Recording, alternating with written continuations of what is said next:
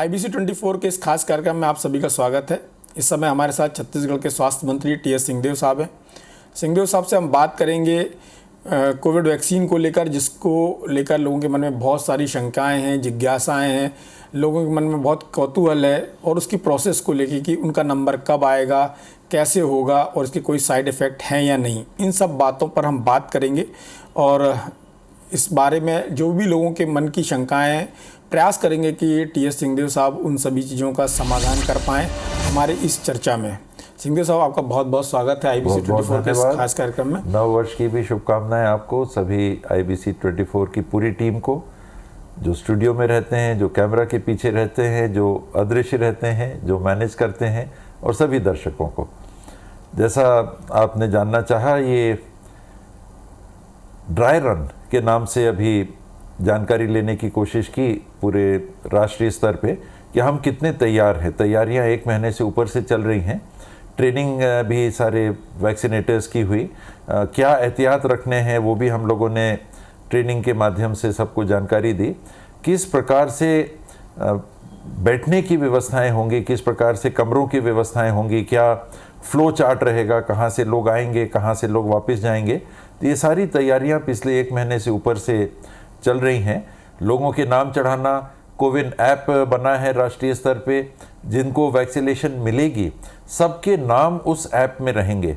तो चाहे पहला वैक्सीन जिनको मिलनी है वो व्यक्ति हो, चाहे आखिरी व्यक्ति हो, ये जहाँ से वैक्सीन बनेगी वहाँ से वो वैक्सीन का ट्रेस होगा ये कोविन ऐप के माध्यम से, और वो रीजनल वेयर हाउसेज में वैक्सीन पहुँचेगी। रीजनल वेयर हाउसेज से फिर नीचे के स्तर पे वैक्सीन पहुँचाई जाएगी, और अंततः जो छत्तीसगढ़ में फ़िलहाल 1100 फैसिलिटीज़ बनाई गई हैं वैक्सीनेशन के लिए, वहाँ पर ये वैक्सीन को पहुँचाना है। तो बनने के मुकाम से लेके लगने वाले के नाम के बाद उनको लगने के पश्चात ये कोविन ऐप में ये सारी जानकारियाँ उपलब्ध रहेंगी। स्वाभाविक है कि एक दिन में सीमित लोगों को ही वैक्सीन लग सकती है, और हम लोगों ने अनुमान लगाया है कि करीब 100 लोग एक सेंटर में एक दिन में वैक्सीन लगा पाएंगे, क्योंकि वैक्सीनेटर की भी एक क्षमता की सीमा होगी कि इससे ज़्यादा वो नहीं कर सकते। लेकिन चुनाव के दिनों में जो वोटिंग हम एक दिन में कर लेते हैं, करीब 1000 लोगों की एक पोलिंग सेंटर में करते हैं, तो जहां 23,000 से ज़्यादा मतदान केंद्र छत्तीसगढ़ में रहते हैं, वहां वैक्सीनेशन के लिए हमने फ़िलहाल 1100 केंद्रों को चिन्हांकित किया है। यहाँ लोग जिनके नाम पहले से ही घोषित होंगे, उनको मोबाइल पे जानकारियाँ जाएंगी कि आज आपका टर्न है, आपको आना है, इतने समय तक आप आ जाइए, ताकि बहुत जल्दी आ गए तो बहुत देर तक रुकना भी ना पड़े। अगर दिन के 8 घंटे वैक्सीनेशन चलेगा, आप 2 बजे आपका नंबर आना है, आप 10 बजे ही आ गए, तो 4 घंटे आपको इंतज़ार ना करना पड़े। इस प्रकार की व्यवस्थाएं भी हम लोग देख रहे हैं कि जानकारी लोगों तक पहुंच जाए। आपने जाना सुना और बताया भी लोगों को कि हम लोगों ने प्रयास किया है कि छत्तीसगढ़िया में एक मैसेज दे के हम लोगों तक ये संदेश पहुंचाएं, ताकि अपनापन भी महसूस हो। ये जो शंकाएं हैं, लगे कि नहीं कोई बाहर से नहीं आ रही है, ना विदेश से कोई चीज़ आ रही है, ना किसी ग्रह से चीज़ आ रही है। सिंहदेव साहब, एक इसमें सवाल ये था कि जैसे छत्तीसगढ़ के 7 जिलों में अभी इसका मॉक ड्रिल हुआ है, तो अभी इसका दूसरा तीसरा चरण कब होगा, कब सब जिलों में होगा? एक तो सवाल ये है। दूसरा सवाल ये है कि कौन सी वैक्सीन लगाई जा रही है यहाँ छत्तीसगढ़ में? पहले दौर में हम लोगों ने 7 जिलों में किया। 7 जिलों के 3 केंद्रों में 5 संभाग के मुख्यालय, एक गौरेला, पेंड्रा, मरवाही और एक राजनांदगांव, ये 7 जिलों में हम लोगों ने ड्राई रन किया था। अब 7 तारीख को सरगुजा और बस्तर संभाग के शेष जिले, जो हम लोगों ने जिले ले लिए, मुख्यालय ले लिए, उनके अतिरिक्त तो बस्तर के 6 और सरगुजा के 4, 10, तो ये 10 जिले होंगे आपके पहले तारीख को, 7 तारीख को। और शेष जो हम लोगों ने 18 जिले बचते हैं, 18 जिलों में से हमने 5 जिले कर लिए, तो शेष जो 13 जिले रहेंगे वो हम करेंगे। 13 नहीं, 11 जिले जो बचेंगे वो हम करेंगे 8 तारीख को। तो इनके 3-3 जगह पे ये ड्राई रन होगा। सिंह साहब, जो अभी उस दिन वैक्सीन का ट्रायल हुआ वो कौन सी वैक्सीन थी, और छत्तीसगढ़ में जो वैक्सीन लगेगी, जो पहली बार जिन लोगों को लगेगी, वो कौन लोग होंगे और कितनी संख्या में होंगे, और आम लोगों को कब लगेगा? पहले दिन वैक्सीन नहीं थी, इसीलिए ड्राई रन था। सूखा यानी कोई वैक्सीन नहीं थी, अभी वैक्सीन आई ही नहीं है। 3 तारीख को इसकी घोषणा हुई थी और 10 दिन के अंदर भारत सरकार उपलब्ध करा सकती है। तो ये अनुमान लगाया जा रहा है कि 3 तारीख को क्योंकि घोषणा हुई थी तो 13 तारीख तक वैक्सीन उपलब्ध करा दी जाएगी। 2 वैक्सीन को उन्होंने फिलहाल 3 तारीख को पास किया था। एक तो ये serum institute of India Covishield, ये क्लियर है, ये इंग्लैंड में इसका ट्रायल हुआ, वहाँ की जो ड्रग अथॉरिटी है उनने उसको क्लियर कर दिया था। फिर उनके नतीजे जो आए थे उनको भारत सरकार की जो हमारी एजेंसी है ड्रग कंट्रोलर, वैक्सीन जो कंट्रोल करके पास करते हैं, उनने सारे परीक्षण किए, जो डाटा आया था उसको छाना, उसको देखा और उसके बाद उन्होंने 3 तारीख को उसको भी अनुमति दी कि अब भारत में इसका प्रयोग व्यापक पैमाने पे हो सकता है। दूसरी जो भारत बायोटेक वैक्सीन जो हमारे देश की संस्था उसको बना रही है, क्योंकि ये अभी फेज़ 3 ट्रायल इसका कंप्लीट नहीं हुआ है। उस दिन भी ये बताया गया कि करीब 28,500 लोग कैंडिडेट्स पे इसका ट्रायल करना था, जिसमें करीब 23,000 पे ट्रायल हो चुका था। शेष अभी ट्रायल की प्रक्रिया से जा रहा है, पर फेज़ 1 और फेज़ 2 के बाद भी जो डाटा आता है उस बेस पे बनाने की प्रक्रिया चालू हो सकती है। लगाने की उन्होंने उसको इमरजेंसी यूज़ के लिए दिया। इमरजेंसी यूज़ तो ये सब है, लेकिन और ज़्यादा कोई विशेष परिस्थिति आए तो मुझे लगता है कि पहले राउंड में जो वैक्सीन आएगी और जिसके लिए हम लोग भी तैयार हैं वो कोविशील्ड है, उसको ही पहले उपयोग में करना चाहिए। और कोवैक्सीन को भी ये फेज़ 3 का ट्रायल पूरा हो जाए और उसकी जानकारी डाटा ड्रग कंट्रोलर के पास पहुंच जाए, उन लोग उसको जब ओके कर देंगे व्यापक यूज़ के लिए, तब फिर उसका इस्तेमाल भी। तो छत्तीसगढ़ में पहले किन लोगों को लगेगी, कितनी संख्या होगी, उसके बाद किसका नंबर आएगा और इसके कितने डोजेज लगेंगे? डोज लगेंगे 2। पहला जिस दिन लगेगा उसके बाद शुरुआती जानकारी थी 28 दिन बाद लगेगा।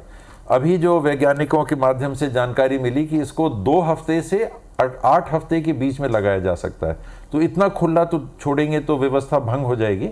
एक निश्चित तारीख हमको तय करनी पड़ेगी, निश्चित अंतराल, हाँ विषय अंतराल, पहले दिन के बाद 2 से 8 हफ्ते बाद तक लगाया जा सकता है पूरा ताकतवर असर के लिए, इसमें कोई परेशानी नहीं है।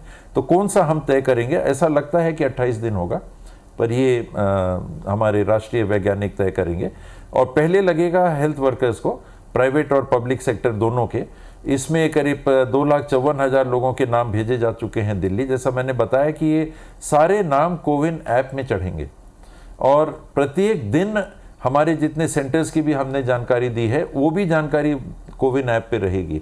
तो कहाँ के रहने वाले कहाँ पर वैक्सीनेशन उनको मिलेगा, ये सारा डाटा कोविन ऐप के माध्यम से आएगा। सिंघदेव साहब, जो कोविन ऐप का उस दिन मॉक ड्रिल हुआ, उसके जो 7, 8 या 10 चरण हैं, जिसमें आपका वैक्सीन की उपलब्धता, आपकी कोल्ड चेन के बारे में, आपका उसकी ट्रांसपोर्टेशन से लेके जिसको वैक्सीन लगना है वो जब जिस कक्ष में जाएगा वहाँ अंदर जाना, उसके एंट्री से लेके उसके एग्जिट तक, और उसके बाद उसका ऑब्जर्वेशन, तो ये जो 10 चरण है इसमें पूरा कितना टाइम लग रहा है और जो इनकी उपलब्धता है वो कैसे सुनिश्चित होगी, ये सारी चीज़ें जो उस दिन हुई 2 तारीख को, वो कितनी सक्सेसफुल रही, उसके ऑब्जर्वेशन क्या रहे?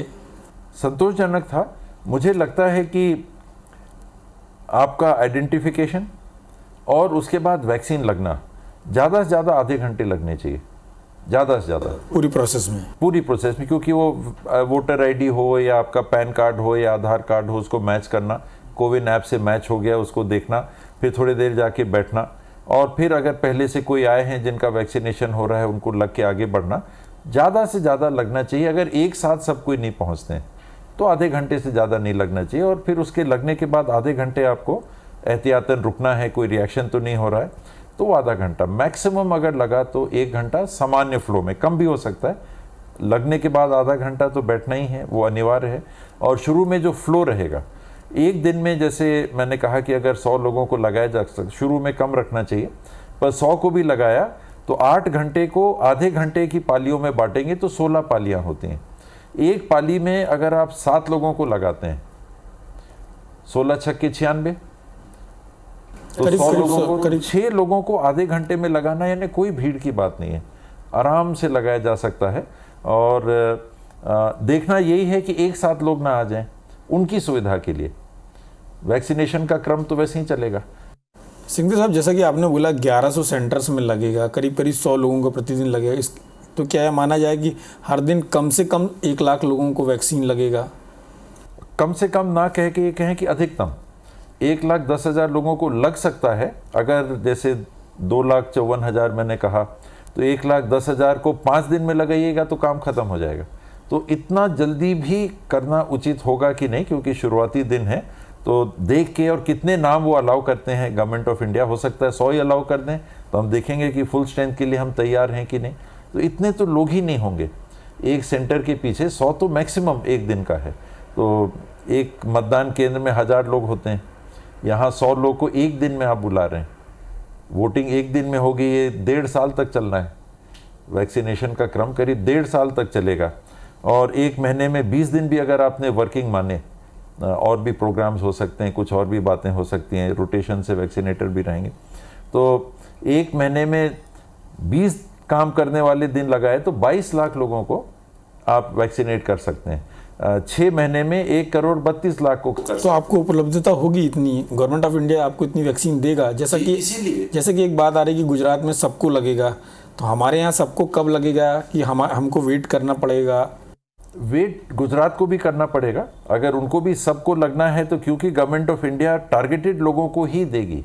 ये स्पष्ट बात हुई थी, प्रधानमंत्री जी भी थे उस समय जब वीसी हुई थी, और विषय विशेषज्ञ भी थे, तो उनने स्पष्ट तौर पे कहा था कि किसी राज्य की आवश्यकता के हिसाब से ये नहीं होगा, वैज्ञानिक पद्धति से प्राथमिकताएं तय की जाएंगी और उसके आधार पे होगा। तो गुजरात में या बिहार में या छत्तीसगढ़ में जितने हेल्थ वर्कर्स की जानकारी गई है, वो नाम वोटर लिस्ट बन गई, तो वोट उतने ही लोग डाल सकेंगे।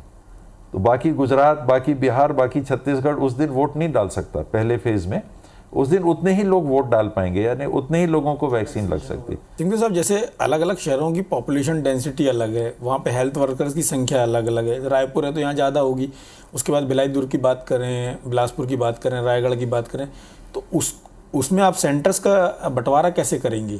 वो सारी बातों को ध्यान में रख के ही किया गया है। अच्छा। और मार्गदर्शन के लिए माने या अनुभव के आधार पे माने तो पोलियो ड्रॉप्स जैसे करते हैं, पोलियो ड्रॉप्स के ही केंद्र 630 हमारे थे, उनको भी हमने मेंटेन किया है। 81 और बनाए हैं, 150 और बैकअप में रखा था कि और ज़रूरत पड़ी तो केंद्र बढ़ा देंगे। सेंटर्स जहाँ स्टोर करेंगे और वहाँ से फिर लगने वाले सेंटर्स में जाएंगे। तो ये व्यवस्थाएं समय के हिसाब से, प्रेशर के हिसाब से कितने लोगों को लगा पाएंगे, कितनी वैक्सीन मिलेगी, उतने ही वैक्सीन लग सकती है और उतने ही लोगों को बुलाना। तो ये कोविन ऐप पे भी बहुत कुछ निर्भर करेगा कि ये जितना एफिशिएंटली काम करेगा। उस दिन क्या रहा कोविन ऐप का रिजल्ट? ठीक था, 25 लोगों के नाम थे, उस दिन दिक्कत नहीं गई। मैं जब तक रायपुर के सेंटर में गया था तो 14 या 16 लोग आ चुके थे। और दूसरा इसका स्वरूप ये भी है कि ऑप्शनल है, ये कंपलसरी नहीं है। तो 2,54,000 लोगों के नाम गए हैं, उसमें अगर मेरा नाम गया है तो मेरे ऊपर है कि लगाना कि नहीं, लेकिन बेहतर होगा कि सबको ही लगाएं, क्योंकि इसमें चिंता वैसी नहीं करनी है कि कोई साइड इफेक्ट ऐसा होना है। सिंघवी साहब, लेकिन इसके साइड इफेक्ट को लेकर बहुत सारी बात की जा रही है, इसमें पॉलिटिकल बातें भी हो रही, ये बात भी हो रही कि जिसको साइड इफेक्ट होगा उसको कुछ मुआवजा भी दिया जाएगा। वस्तु स्थिति क्या है इसको लेके? इसमें किसी भी दवाई के सेवन से कुछ न कुछ साइड इफेक्ट हो सकता है, किसी भी दवाई के, और होता भी है, पर ये लाखों में एक होता है। वही चीज़ इसके साथ भी है, उससे ज़्यादा कहीं पर अभी तक विश्व स्तर में जहाँ वैक्सीन लग रही हैं कहीं से कोई डिटेल ऐसा नहीं आया। फेज 3 ट्रायल होते हैं तो ये 20 से 30,000 लोगों को लगता है, वैक्सीन का ट्रायल करते हैं, तो वो फेज 3 होता है। तो 30,000 लोगों को वैक्सीन लगने के बाद अगर कोई नेगेटिव परिणाम नहीं आए हैं तो चिंता की बात नहीं होनी चाहिए। फिर भी 30,000 की जगह जब 30 लाख लोगों को लगेंगे तो शायद एक आध कहीं बात आ जाए, किसकी शरीर की स्थिति कैसी है ये अनुमान नहीं लगाया जा सकता छोटे मात्रा संख्या में से, तो उतना भर ध्यान रखना चाहिए। और दुष्परिणाम, किसी ने कहा कि नपुंसक हो जाएंगे, ऐसी कोई वैज्ञानिक स्टडी, ऐसी कोई भी स्टडी नहीं है कि आप नपुंसक हो जाएंगे। फाइजर वैक्सीन में जरूर बात आई है कि चेहरे पे कहीं ना कहीं रिएक्शन मिला, तो उसके लिए साइंटिस्ट देख रहे होंगे। ये जो वैक्सीन यहाँ अपने यहाँ लगनी है कोविशील्ड, इसके कोई भी ऐसे नेगेटिव परिणाम नहीं आए हैं। और उनको कोई कॉम्पनसेशन मिलेगा ये मैंने अभी सुना तो नहीं। एक सवाल और भी था वैक्सीन के असर को लेके कि इतना % असरदार है, इतना % असरदार है, तो ये असरदार इतना % है, इसका मतलब क्या हुआ? इसमें इम्यूनोजेनिसिटी, उसको टेक्निकल टर्म मैं भी सीखने की कोशिश कर रहा हूँ। तो कितनी एंटीबॉडीज आपकी बनने की क्षमता बन सकती है, चांसेस कितने हैं। पहले वैज्ञानिक मान रहे थे कि ये 50% के आसपास होगा। बीच में जब ये वैक्सीन्स आई तो किसी ने कहा 70% है, किसी ने कहा 90% है, किसी ने कहा 95% है। तो अनुमान से कहीं ज़्यादा वैज्ञानिकों के ही अनुमान से कहीं ज़्यादा इसकी कारगरता अभी तक साबित हो रही है। तो इतने प्रतिशत की सफलता की तो पूरी संभावना है। कितना प्रतिशत? 70 से कम तो नहीं। और इसका मैंने 70 भी सुना है, 90 भी सुना है, 94 भी सुना है। तो उसको एक बार और स्टडी करना। ये % टू % भी वेरी करेगा क्या? % टू % उतना तो वेरी नहीं करना चाहिए। जो म्यूटेशन कह रहे हैं, ये इसका परिवर्तन, स्वरूप का परिवर्तन है, तो ये भी कोई वैसी चिंता की बात नहीं है। क्योंकि लेकिन ध्यान में रखने की बात है, इन्फ्लुएंजा जैसी सामान्य चीज जो हर साल होती है, जिसका हम इंजेक्शन भी लेते हैं, तो इन्फ्लुएंजा हर साल 2 साल में परिवर्तित होता है, म्यूटेशन होता है, उसका म्यूटेशन होता है। तो उस म्यूटेशन के हिसाब से हर साल वैक्सीन को चेंज किया जाता है। ये सामने नहीं आती है बात, लेकिन उस म्यूटेशन को स्टडी करके वैज्ञानिक उसमें वो परिवर्तन ले आते हैं जो म्यूटेटेड फॉर्म को भी। ये अब हम स्टडी कर रहे हैं। 5 से 15 साल में जो वैक्सीन बनती है वो हमने 5 महीने में तैयार कर दी। तो सही बात है कि बहुत कुछ देखना है, लेकिन ऐसा भी नहीं है कि हम अंधेरे में चल रहे हैं। सिंघवी साहब, जिस तरह से देश में नए जो स्ट्रेन को लेके भी लोगों की संख्या बढ़ रही है, और छत्तीसगढ़ में तो अभी इस तरह का कोई केस नहीं, तो नए स्ट्रेन को लेके ये वैक्सीन कितनी कारगर है और हमारी छत्तीसगढ़ सरकार की क्या तैयारी है? इसमें इंग्लैंड में जो अभी तक रिसर्च हुआ था, अप्रैल महीने से आगे, मान लीजिए 13 दिसंबर तक की रिपोर्ट मैंने देखी थी वहाँ, तो 1,40,000 कोरोना वायरस के स्ट्रेन्स को उन्होंने स्टडी किया था, जेनेटिक स्टडी की थी, और उसमें 4,000 वेरिएशन पाए थे। जो म्यूटेशन आया अभी, जो आया कि VUN 2020/12/1, ये जो नया म्यूटेंट सामने आया है, वायरस का म्यूटेशन सामने आया है, इसका नाम जो दिया गया था, तेजी से फैलने वाला। अब उसकी ये भी बात आ रही है कि ज़्यादा तेजी से जरूर फैलता है, ऐसी कोरोना तेजी से फैलता है, ये 56-60% और तेज से तेज फैलता है, लेकिन इसकी घातक क्षमता भी कम है। लेकिन उस स्ट्रेन को भी जो वैक्सीन डेवलप की है अभी, वो उसको मीट आउट कर लेगी। और रिसर्च चल रहा है, वैश्विक स्तर पे रिसर्च चल रहा है। बोस्टन में रिसर्च चल रहा है। मैं आर्टिकल पढ़ रहा था कि उसमें उन्होंने 18 प्रोटीन आइडेंटिफाई किए हैं जो ज़्यादा इसमें असरदार होंगे, वायरस के प्लस भी, वायरस के नेगेटिव भी, दबाने में भी, बढ़ाने में भी। और 20 मॉलिक्यूल्स हैं उनने जो आइडेंटिफाई किया। तो ये रिसर्च चल रहा है। उसमें 2 प्रोटीन्स को ज़्यादा पॉजिटिव असरदार, LARP1 और एक और नाम है HCN, तो ये 2 को उन्होंने और बारीकी से आइडेंटिफाई किया है कि ये और मददगार हो सकते हैं। ये भी रिसर्च चल रहा है। और जो आज का स्वरूप है वायरस का, इसके खिलाफ जो वैक्सीन्स तैयार हुई हैं, ये कारगर है। सिंघवी साहब, एक और सवाल था, जो वैक्सीन लगने का क्रम है वो किस तरह से होगा? पहले हेल्थ वर्कर, उसके बाद फिर कौन?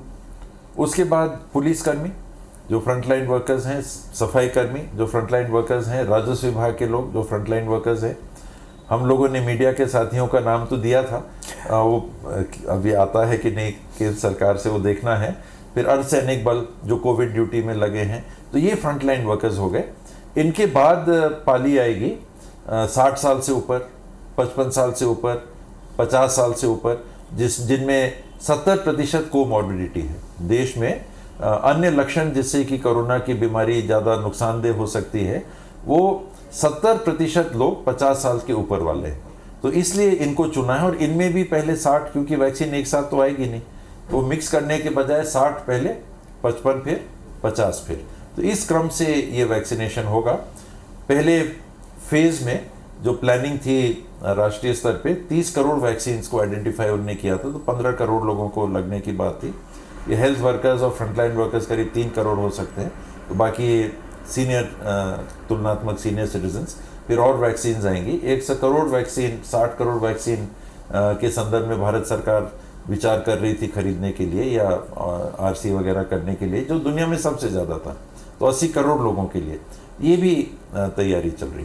सिंघवी साहब, एक सवाल ये भी है कि पहली वैक्सीन कब लगेगी, और इसको लेके केंद्र सरकार के साथ कुछ ऐसा तो रिश्ता नहीं है कि हमारा प्रदेश कुछ पिछड़ेगा या हमारे साथ कोई भेदभाव होगा?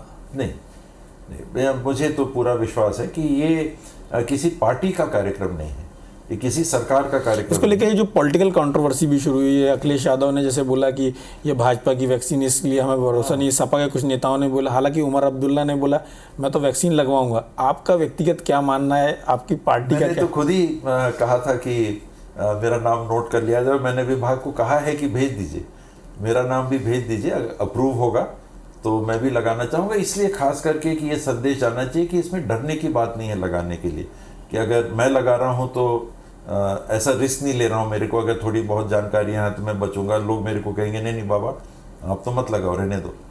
तो मैं लगा रहा हूँ तो एक संदेश भी उसके साथ जाए।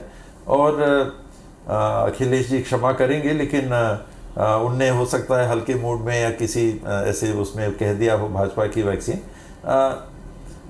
इसमें जहाँ इतना गंभीर संक्रमण विश्व में और देश में फैला है, इसको हम पार्टी में नहीं तोड़ सकते, केंद्र सरकार राज्य सरकार में नहीं तोड़ सकते। ये बिना किसी भेद का, बिना किसी दुराव का ये कार्यक्रम है।